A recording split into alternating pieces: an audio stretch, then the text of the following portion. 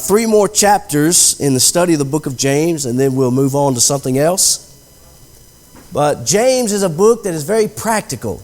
In fact, somebody said that James was part of the CIA, the Christians in Action. And I like that. You know, James is all about a book of faith that works.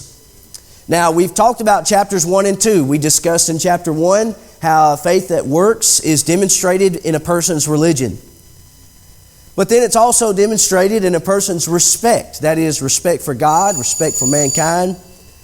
And then chapter 3, we're going to begin talking about the responsibilities that we have to make the faith work. Now, it's not easy.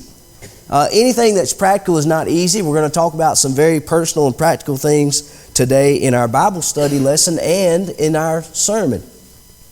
But I want to begin talking about this man. How many of you know who these two men are? Some of the younger people are like, huh? Who is that? Say what now? Okay, yes, you got one of them right. Yeah, one of them right. Yeah, Lou Gehrig.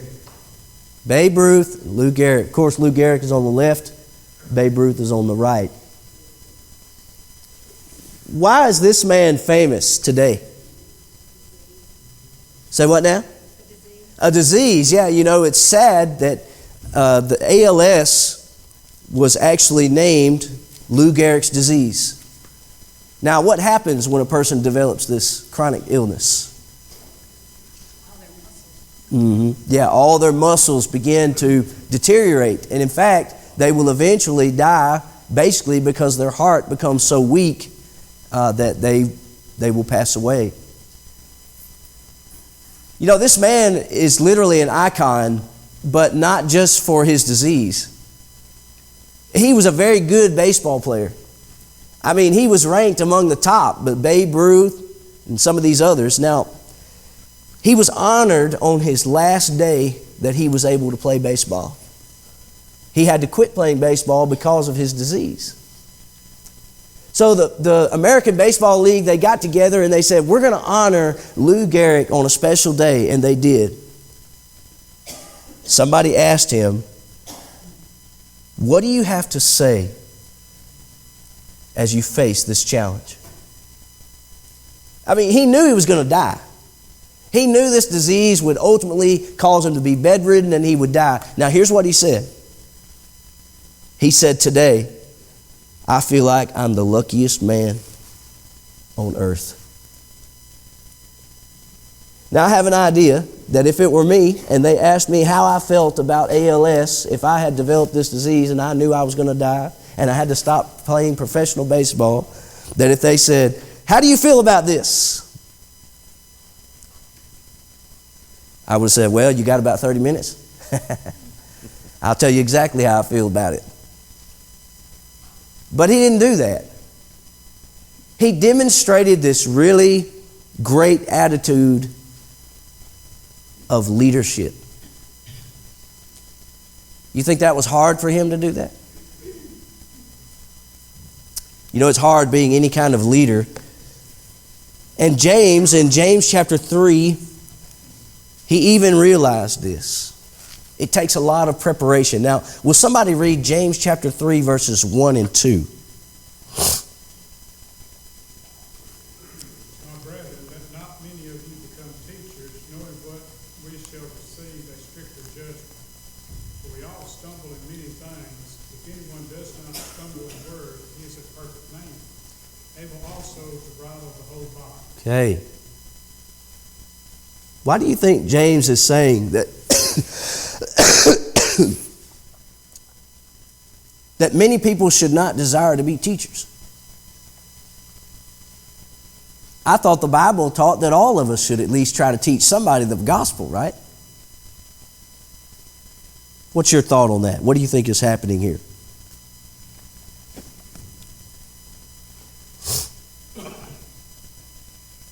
I was trying to put this together with other scriptures in the Bible, and I thought to myself, it sort of seems contradictory at first. But when you realize the context of what's going on in the book of James, think about James chapter 2. He said faith without works is what? Dead. It's dead. There's a problem going on in the first century where people are desiring leadership positions in the Lord's church, but they're not ready. I mean, you think about all the problems that happened in the church at Corinth because of that. This is a huge issue in the first century. I mean, you have people who are even abusing the power to perform miracles. And the reason is because they're not ready. So with that in mind, I looked at this commentator, and here's what he said. He said, it would appear that there was a disposition on the part of many in the early converts to the Word to desire the attention and the influence which attended its teaching. Now, what he's saying is they wanted to do it for power. Okay, they wanted to be leaders for power. And these, without sufficient preparation, were disposed to attempt that which they were not qualified to do.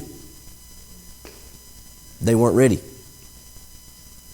The influence which teachers exercise upon their students is often immeasurable, and the impressions which they make are immeasurable on the minds of their students, either for good or for bad. It is therefore vitally important that those of us to do the duty to be conscious of the importance of the work which they aspire and to make the preparation thereto. So he says basically, James is telling the people in the first century, it may not be a good idea for you to teach if you're not ready. The same would be true today. But you know, James said, if you wait till you're perfect, you'll never become a teacher. He said many of us stumble in many areas. Even teachers. Some of the greatest men I knew, you know, we would make jokes when I was in the Memphis School of Preaching that Garland Elkin's tie during the day, it would get lower and lower. Because he was such a humble man. We just thought, you know, he would get more and more humble as the day went on. You know, I feel like if we weren't careful, there were some times when we would think those men did no wrong. But that's not true. Now, we can't be sinners, okay? We can't just go out and commit all kinds of wrongs. But teachers have a big responsibility. They have a heavy load to carry. Now, I'm going to tell you something that I experienced as a teacher.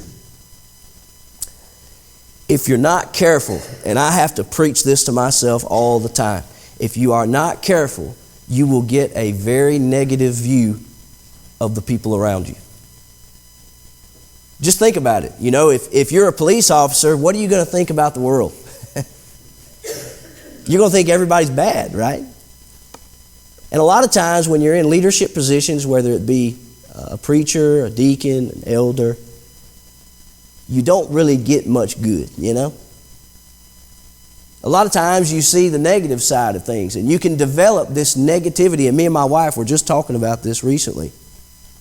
Something that is hard for preachers is most preachers feel alone. You can be surrounded by 1,000 people, but you will always be alone. Okay? I'm not complaining, but I'm going to share this with you because it's personal and it's on my heart this morning. It is hard for the preacher to make friends. It's difficult because there's this weird thing that happens as soon as somebody meets you. For instance, you go to a restaurant and you're shaking people's hands. You say, hey, my name is Josh. And somebody says, that's my preacher. Immediately, you know what they do? They say, ooh, hope I didn't cuss a minute ago. You know, let me make sure what am I wearing? You see, it's hard to make friends because everybody does that to you. Everybody. It doesn't matter if you're a member of the congregation or not. So, it's not always easy being a teacher. There's a lot of things that come with it. You can develop a very negative mindset if you're not careful. But the reason why I mention this man is because In his role as a leader, he chose to focus on what was good. Now, he could have hated the world. He could have been mad at God. You know, he had every reason to be upset.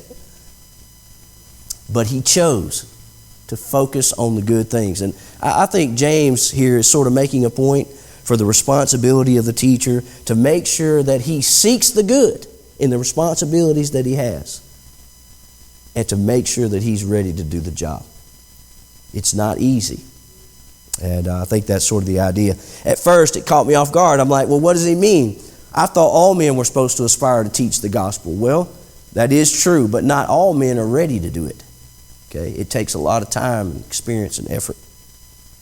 All right.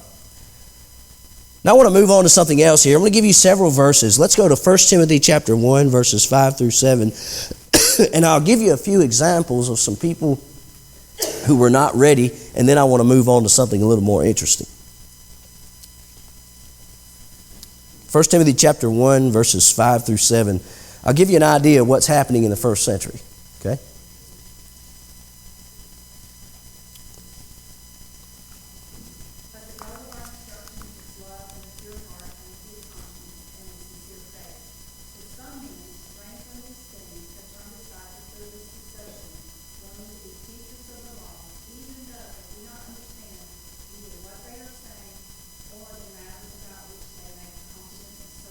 All right.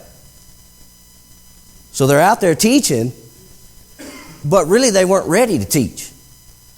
You know, they hadn't been fully trained yet. They didn't fully understand the responsibilities. And he said they were desiring to be teachers of the law, but they had it all mixed up. So James, I think, is making that same point in the midst of a context of faith and works. If you have a faith without the works, you can't go out and teach. You're not ready to be that teacher. For instance, Jesus said this, "A servant which knew his Lord's will and prepared not himself." What's going to happen to him? He'll be beaten with many stripes. "But he who that knew not and did things worthy of stripes shall be beaten with few stripes. For unto whomsoever much is given," notice, "much will be required." He continues, "And to whom men have committed much, of him they will ask the more." So there is a big responsibility for anybody who takes a leadership position in any area of life, whether it's at your job, whether it's in the Lord's church. It doesn't matter. People will look at you differently, and that's what James is talking about.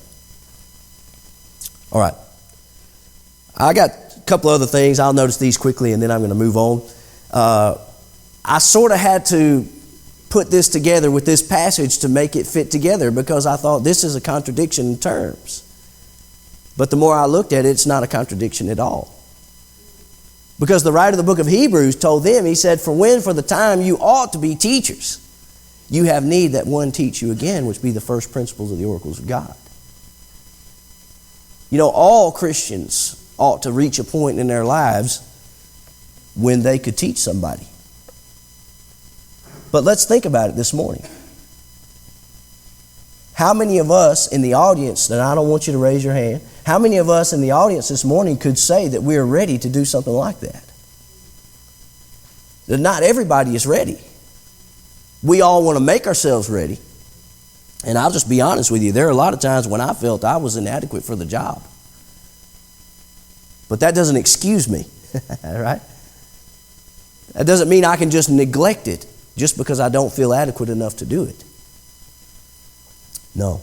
God says we've got to make ourselves ready to fulfill that role. All right.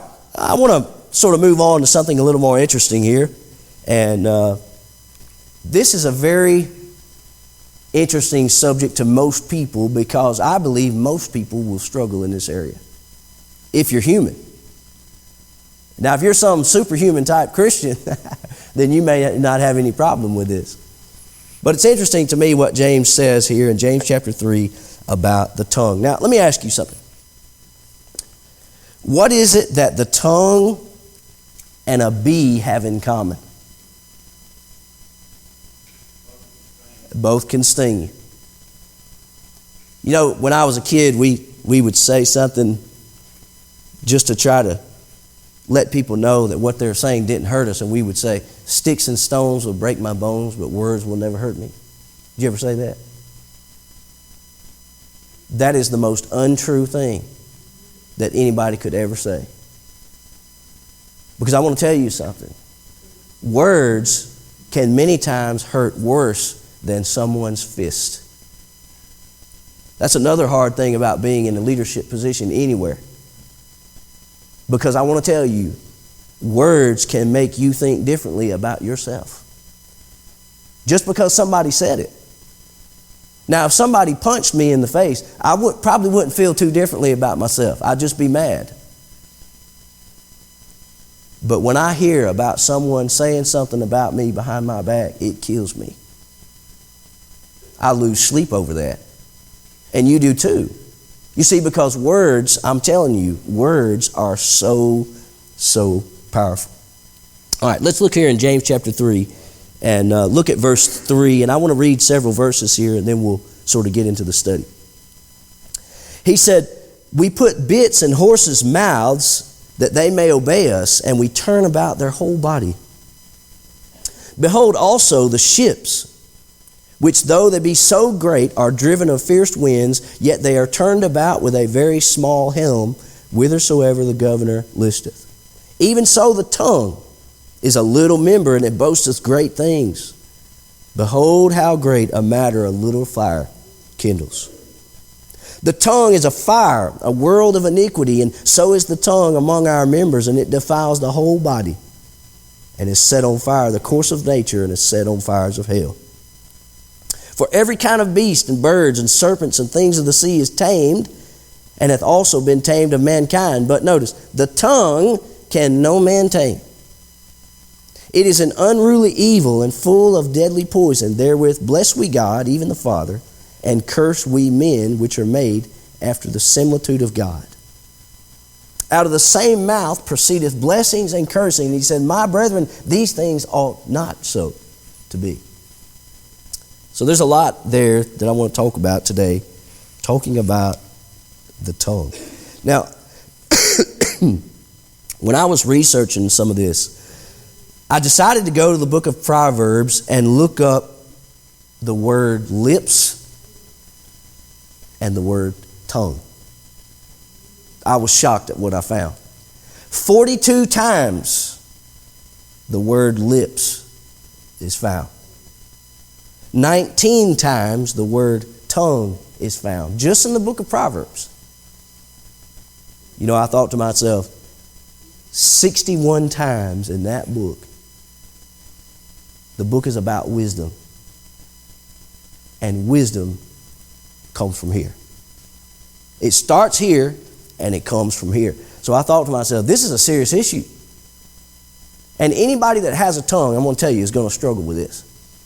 And I think in the last couple of years, I've thought a lot more seriously about what I say to people and about what I say about people. It's not easy to do. It's one of the toughest things that we will face as Christians, the battle of the tongue. So let's talk about it a little bit. And I want to give you some verses. All right. Yes. One of the first activities I do at the beginning of the year is have people come up, take a toothpaste, and squeeze it all out and clean, and then I tell them to get it back in there. Yeah. And they look at you funny. But I do that for the trying to keep kids from saying those kind of things. I tell them what to say it. You can't really take it back. Yeah. Say you do, but it's still out there. That's true. I'm reminding that all year for them because it helps some. It's true. In fact, in a little while, I'm glad you mentioned that. I have that illustration on the screen, a tube of toothpaste. But I'm going to tell you, there's a story I'm going to share with you at the end of this lesson that is shocking. And it's the most scariest thing for a parent to have to face just because of what young people were saying about a child. Okay, so at the end of the lesson, I think you'll really understand the importance of what we're talking about today. There was one lady, she said, you know, I never tell anything about someone unless it's good. And she said, boy, this is good. Well, I think most people can relate to that. And there are probably many other areas that we can relate to as far as that goes. Now, let's go to Proverbs chapter 16, okay? And we'll give you several verses. Proverbs chapter 16, verses 27 and 28. How many of you seen this movie? Christmas Story? That's like a pretty classic hit every year during Christmas time. And every time that someone even mentions the name of this movie or says anything about it, that is the first scene that comes to my mind. Is it you? I don't know why. That's, there's other scenes in the movie that I believe are important, but for some reason, that one always comes to my mind. Well, I think we can relate to that. The tongue can get us in some sticky places. All right, will somebody read Proverbs 16, 27 and 28?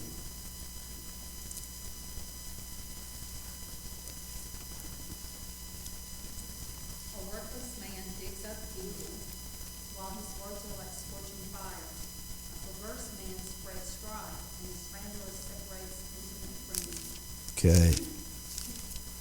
I would say that's a pretty big fire, right? James said the tongue is a fire, and that's a pretty big one. Think about this passage, Proverbs 13:3. He that keepeth his mouth keepeth his life, but he that open wide his lips shall have destruction. I think about Abraham Lincoln, who said, do not let your tongue cut your throat.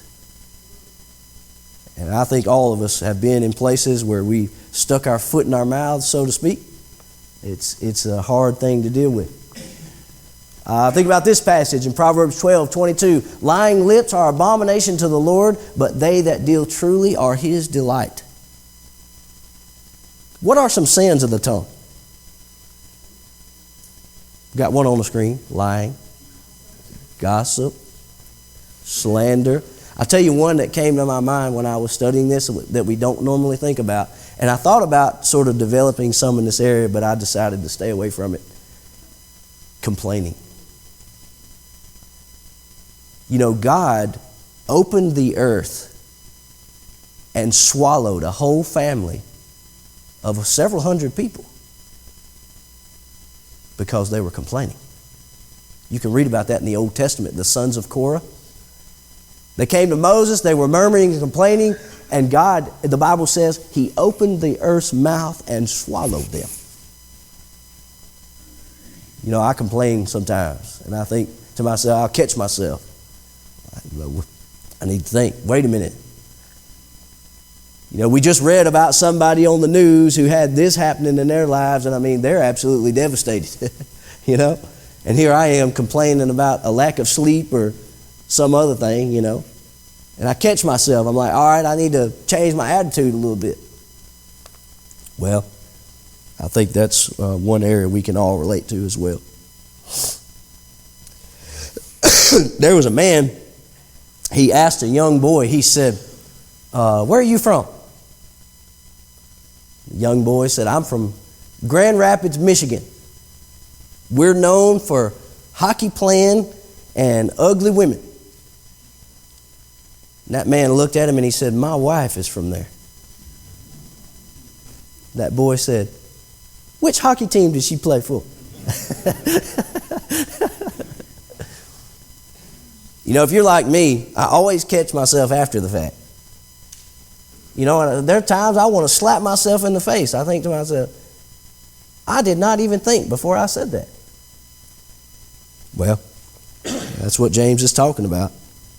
It's a thing that no man can tame, but I'll tell you this, we've got to learn to bridle it. I've got to work on that, Just like that bit that turns the whole horse, my mouth determines which direction I'm going to go. But I've decided, I hope you do too, I'm going to battle that thing, I'm not going to let it go. The devil's not going to beat me. All right, I'll give you several more here. Let's go to Proverbs chapter 6. I want us to read this together because there are so many things that deal with the mouth in this particular area. You think about all the things that God hates. And we'll read a list of them here, but it's interesting when I saw this, how many of these deal directly with the mouth. Okay? So Proverbs chapter 6, and basically what I've done is I started later in the book. We're working our way backwards here, and then we'll conclude a little bit later in the book. But There's the tube of toothpaste idea. Okay, you can't put it back in. You know, shampoo, if you pour shampoo in your hand, you get too much, you can like do this number here and squeeze the bottle and try to get it back in. You know, you can suction it back in. But you can't do that with toothpaste. It's virtually impossible to get it back. All right, will somebody read Proverbs chapter 6, verses 16 through 19?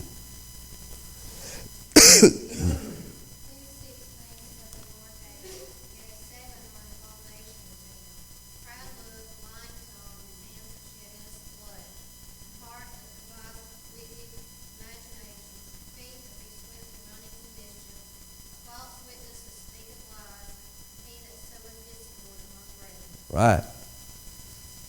Let's look at the list. Think about this, you know. A lying tongue. That tongue is mentioned there. Specifically. A heart that devises wicked imaginations. You know, we would think that, you know, that just deals with what's in here. But Jesus said, what comes out of your mouth comes from where? From the heart. So that could be related to what we say. Then we have feet that be swift in running to mischief. That doesn't always deal with your feet. You know, when I think about that can apply to the mouth too. A false witness that speaketh lies. There we have, it's specifically the mouth is mentioned there. And he that soweth discord among brethren. And I'll tell you, he does that. Not with his hands, but with his mouth. So, to me, there are 5 of those out of the 7. You know, there's 7 things that God hates, he said, and 5 of those can deal with the tongue. All right? I'll conclude the book of Proverbs with this passage, Proverbs 21:23. Whoso keepeth his mouth and keepeth his tongue, he keeps his soul from troubles. Mr. Al Franks was one of the greatest encouragers that I have ever known. He had a special love for young preachers. I have never met somebody in my life who was so encouraging and so loving to other people, no matter who they were. He treated all people the same. And what I knew about Al Franks from any of the times that I ever spoke with him, he had mastered his speech. He mastered it. I have never met anyone like him that did that. I would say Garland Elkins would probably be number 2. But you know, I picture men like him, and I wonder how many years it took and how many days and nights they thought about what they were going to say before they even said it. Because to me, there's no other way to get around this. If we're going to battle the tongue, then I've got to start thinking to myself, I've got to prepare way ahead of time. I need to be thinking about the night before the things that I'm going to say the next day. Because I'll be honest with you, the times that I haven't, guess what would happen? Any old thing would just come out. Well, I made a decision that I'm going to still try to work on. That I am going to prepare before I speak. All right, let me give you some scriptures here, but I'm going to share with you this story, okay? This is a true story. This really happened. It was on the news, and there were people who really went to court because of the things that took place. This young girl's name was Megan Meyer. She met a boy online, and she thought she was falling in love. She wanted to meet him in person so bad. She kept telling him, I just want to meet you in person, to see you. But he always avoided her. Finally, she told him, I think I'm falling in love with you. He broke up with her. She went to school the next day. People were laughing at her. They were making fun of her. They were calling her terrible, terrible names that little kids shouldn't even say. They were calling her things, degrading her, telling her how bad she was. She came home that afternoon and went in her bedroom, and she hung herself and killed herself. She was 13 years old. In my mind, she's still a baby. My son is 10. You know, she's not much older than my son. This is her two parents who are living, even today, their worst nightmare. And they could not believe what they learned when the investigators started opening up the case as to why she killed herself.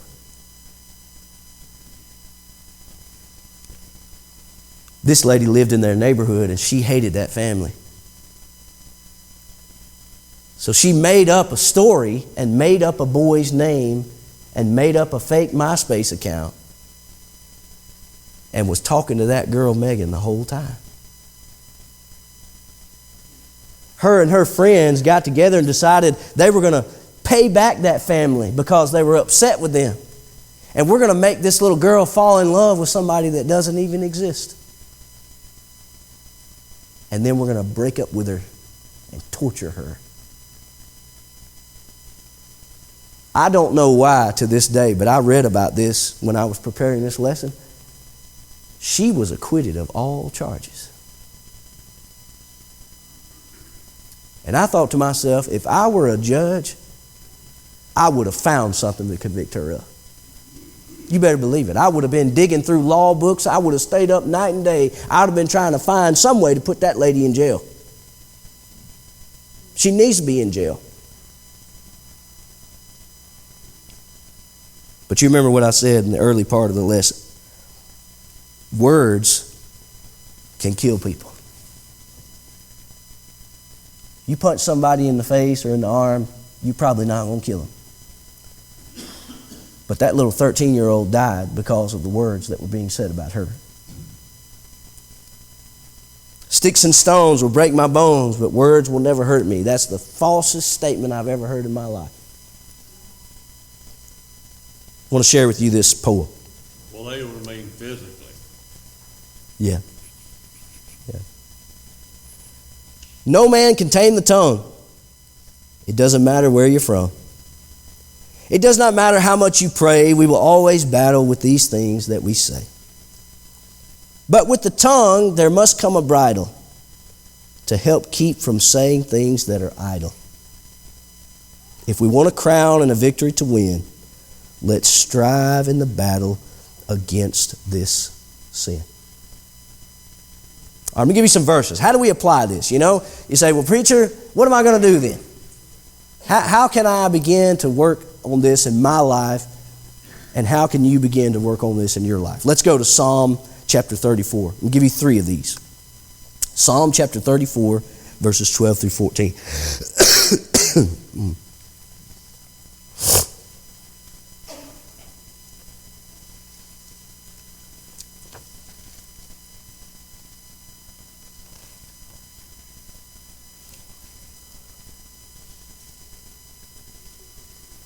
All right, whenever you're ready. Psalm 34, 12 through 14. Who is the man who desires life, loves many days, and that makes it good? Keep your tongue from me when you're listening to speaking deceit. Heart from me will do good, seek peace and pursue it. Okay. A good life is a life that says, I'm going to battle this thing. I'm not going to let this control me. I think about Ephesians 4:29 when he said, let no corrupt communication proceed out of your mouth, but that which is good to the use of edifying, that it may minister grace to the hearers. You know, in the context of James chapter 3, there are a lot of things that can apply. You know, you think about cursing, you think about lying, you think about complaining, gossiping. But I want to tell you what really is the case in James chapter 3 when you read on just a little bit further. Notice what he says here. Let's look at verse 10, or verse 9. He said, the tongue is no man can tame. Verse 8, full of deadly poison. Therewith bless we God, even the Father, and then do what? We curse men. You see, that's the real context. It's about how we treat other people. That's what Ephesians 4 is talking about. There are good uses for the tongue, glorifying God, singing praise to God. But a lot of times what you'll find in connection with the tongue is what I say about someone else. Look a little bit further. He said, therewith bless we God, even the Father, and curse we men which are made after the similitude of God. Out of the same mouth proceedeth blessing and cursing, and my brethren, these things ought not so to be. Now here's a question he asked. Does a fountain send forth at the same place sweet water and bitter? Can a fig tree, my brethren, bear olive berries, either a vine figs? So can no fountain yield both salt water and fresh. Christianity is all about how I view God and how I view other people. And I'm learning that more and more and more. I